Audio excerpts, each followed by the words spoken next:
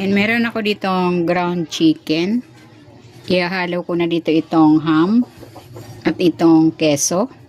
Maglalagay ako ng 2 kutsarang harina at ng 1 egg. Titimplahan ko ito ng asin at ng paminta. Maglalagay din ako ng paprika. Haluin ko muna. Kung hindi ka pa nakapag-subscribe sa aking channel, please subscribe at i-click mo na rin ang notification bell para lagi kang updated sa aking latest recipes.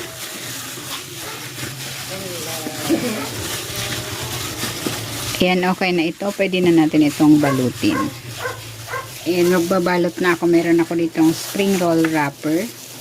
Maglalagay ako dito ng 2 kutsarang mixture.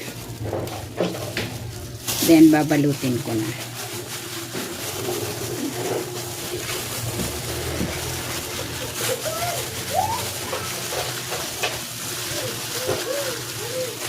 Then, maglalagay ko ng harinang tinunaw sa tubig pandikit dyan sa dulo.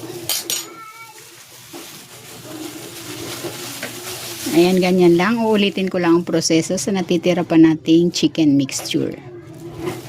Ay, nagpainit na ako ng mantika. Magpiprito na ako.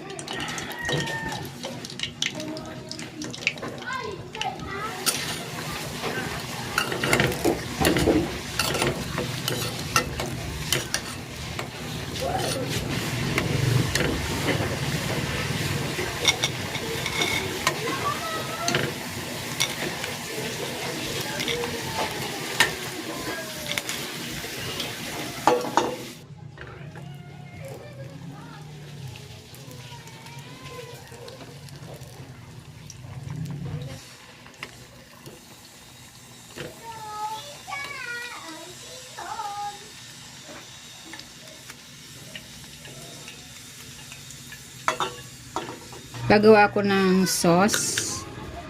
Maglalagay ako ng konting cooking oil at maglalagay din ako ng butter.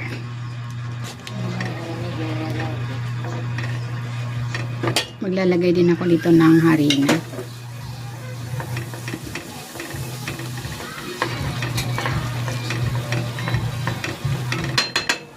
At maglalagay ako ng 1 maliit na latang evap milk.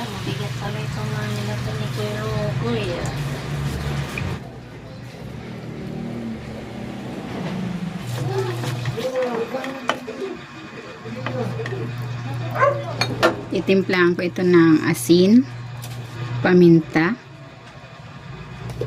at maglalagay ako ng parsley flakes.